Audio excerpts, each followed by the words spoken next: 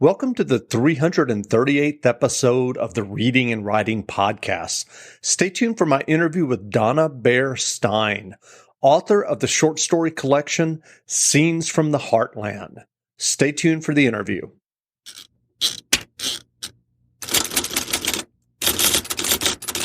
If you're new to audiobooks, they're the perfect way to get more books into your busy life. Listen to audiobooks during your commute, while doing chores, walking the dog, or just relaxing at home. All you need is a smartphone and the free Libro.fm app.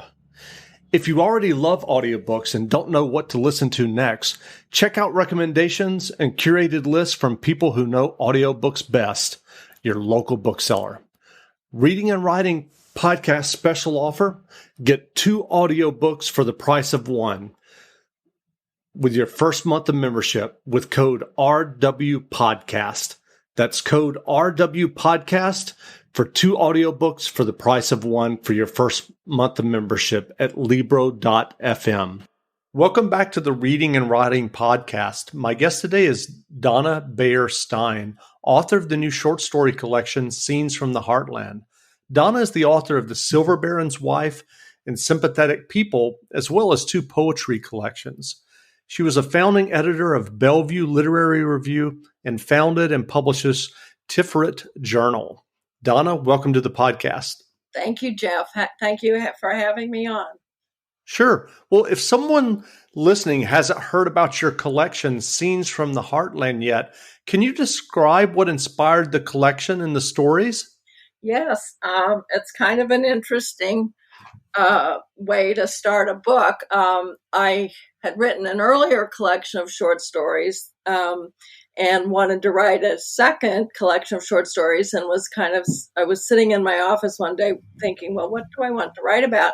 And I saw on my wall a lithograph by Thomas Hart Benton, who was a very famous regionalist painter, internationally famous regionalist painter. And he was from Kansas City, where I grew up.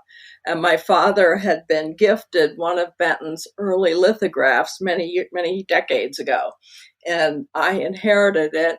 And I sat there looking at this lithograph. It's a horse and 2 boys and a field and a gray farmhouse. And I started just describing on paper what I saw. And I knew that the lithograph had been made in the early part of the 20th century and that this particular one was set in Missouri. So I did a little research about that era and farms in Missouri. And after I described what I literally saw in the lithograph, I thought, okay, the only people we see in the lithograph are 2 young boys. And I really didn't want my narrator to be a young boy. But I figured that there's somebody back in that gray farmhouse, a parent perhaps, or 2 parents, and somebody had there's some cut logs that show in the lithograph. Somebody had recently cut those, so I knew there were adults around. So I just started making up a story, basically.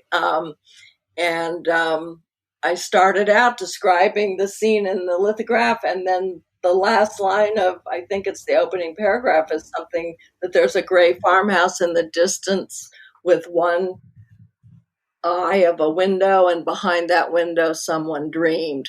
And then that takes us into the that takes us into the narrator's head, limited third person, Amber, the wife and mother.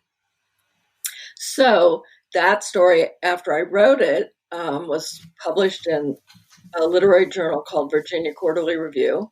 And I thought, that was fun. I'll do that again. And I happened to own an old book published in the late 60s that's a collection of Benton's black and white lithographs.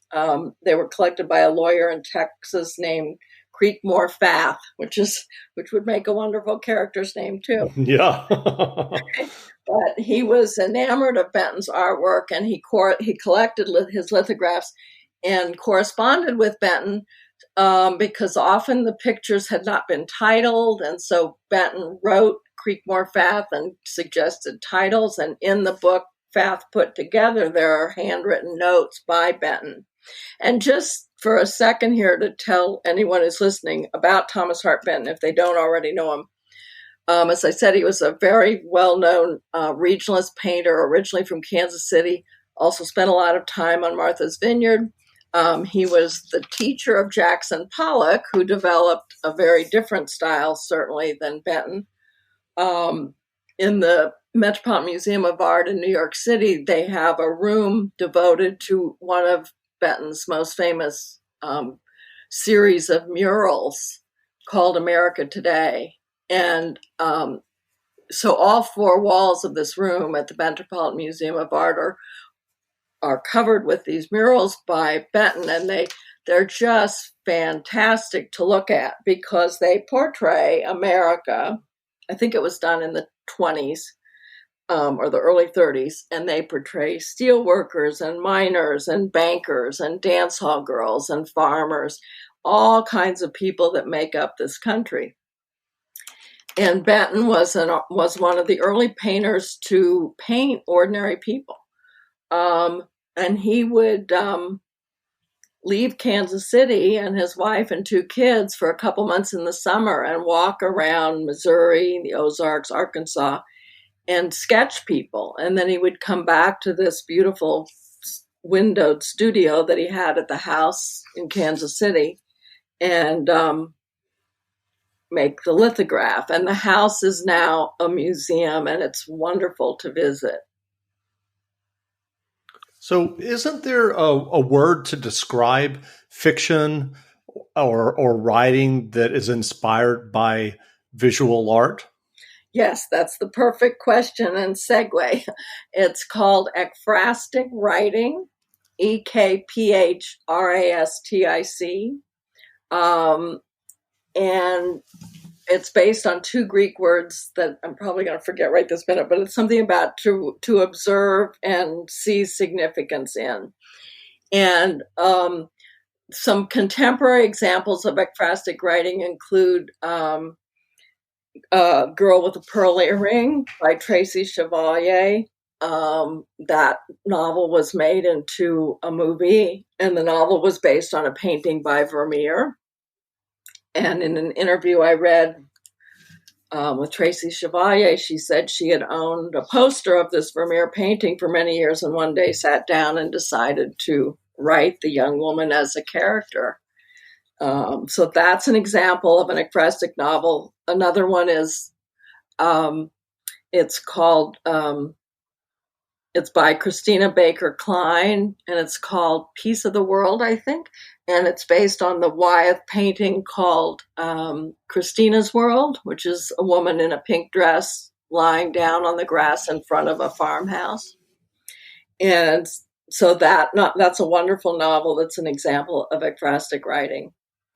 In poetry, if you think back to high school or college, you probably read Keats' Ode on a Grecian Urn. That's a poem that he wrote based on not on a painting, but a piece of visual art, the urn.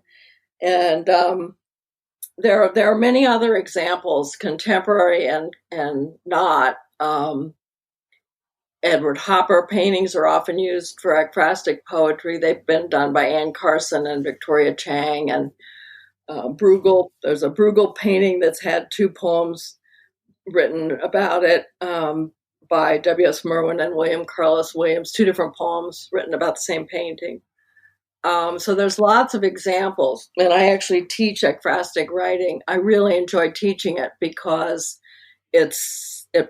paintings or photographs provide incredible prompts, such perfect creative prompts for someone to write from. So what drew you to Thomas Hart Benton's style of art for this collection? I think one was simply having Kansas City in common with him and owning the lithograph. That felt special.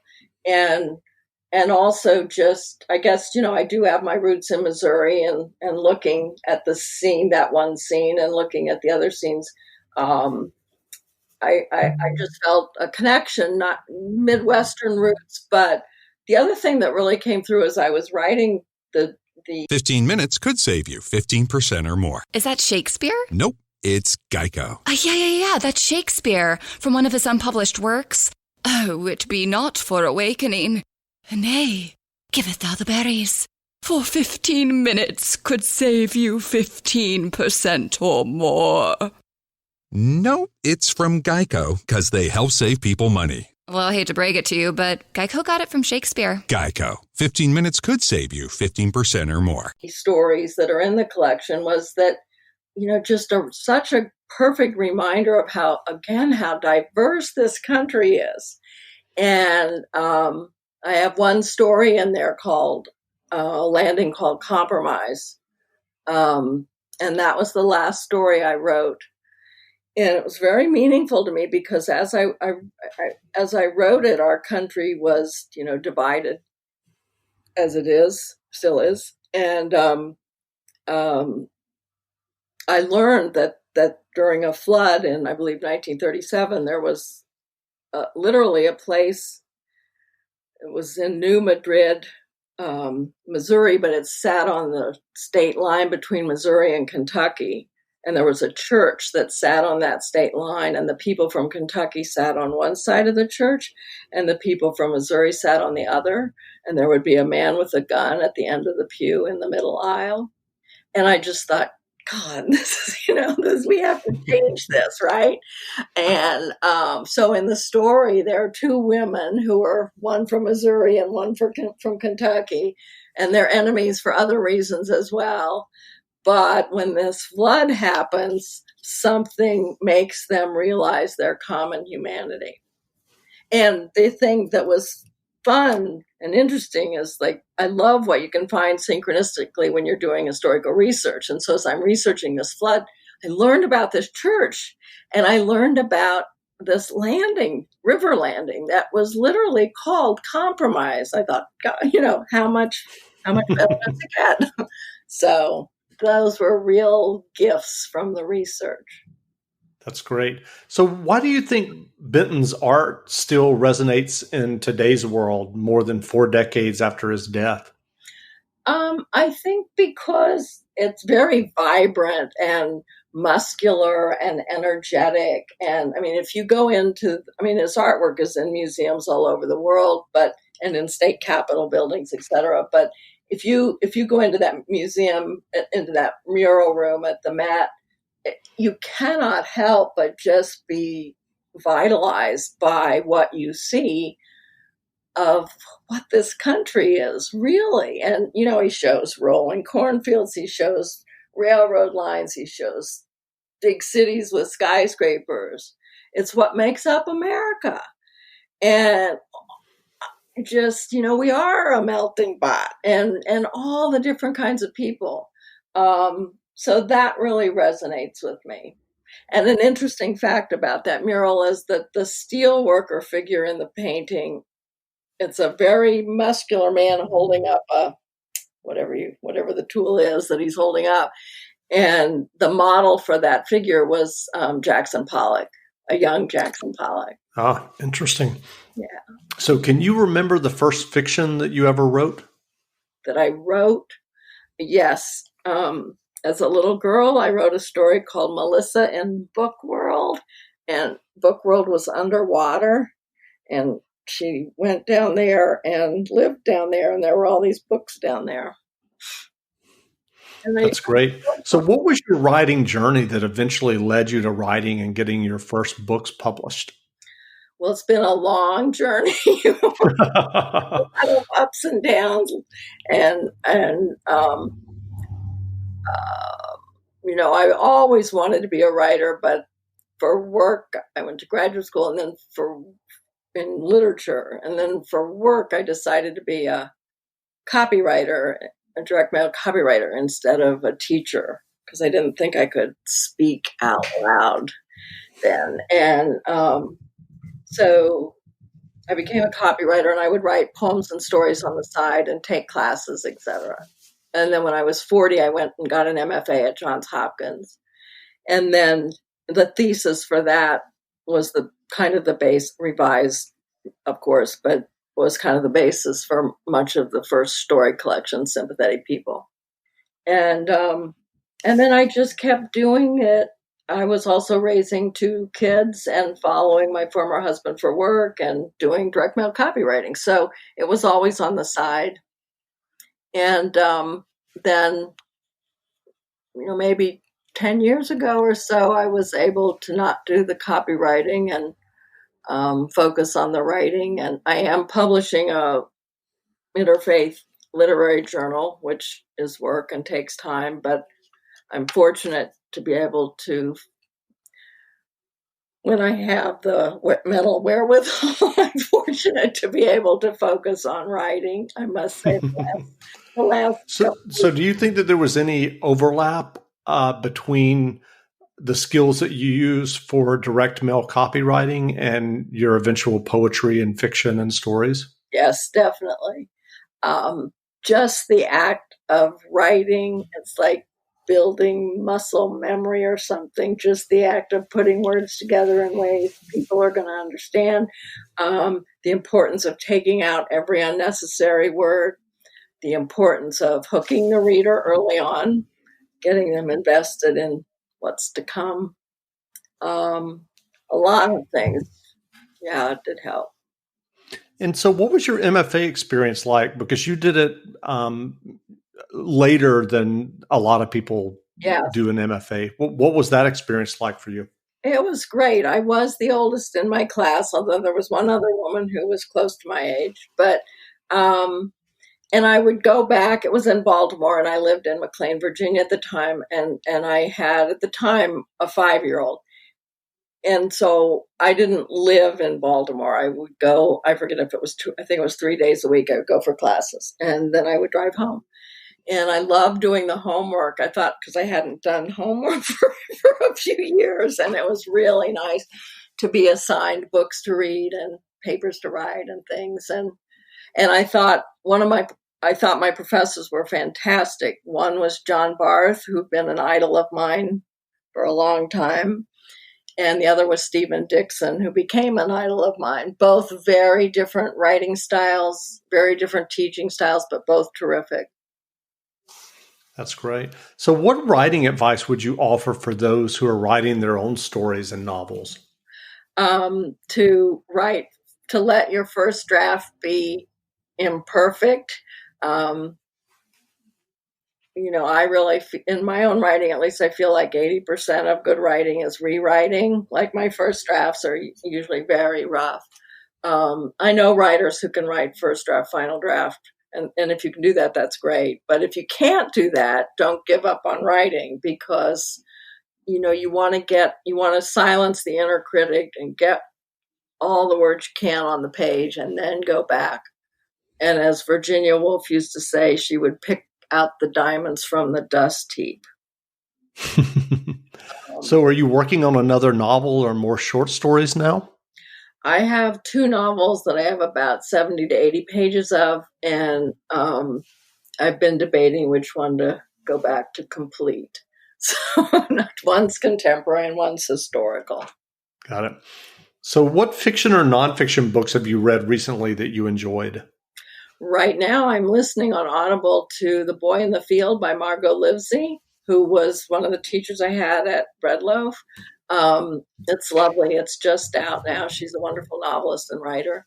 And I finished The Silent Patient, which is, I forget the name of the author. It's a debut psychological thriller. It's not the kind of book I usually read, but I was totally drawn into it. It was a real page turner. I'm looking forward to Elizabeth Berg has a memoir coming out that I'm looking forward to. I always love her books.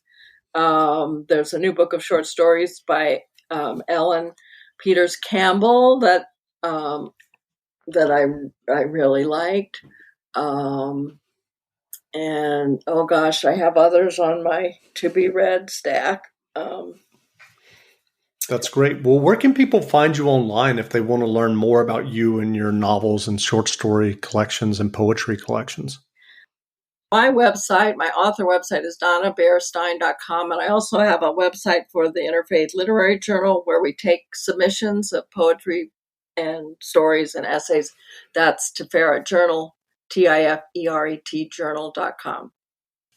Great. Well, again, we've been speaking with Donna Baier Stein, author of the new short story collection, Scenes from the Heartland. The collection is on sale now, so go buy a copy. And Donna, thanks for doing this interview.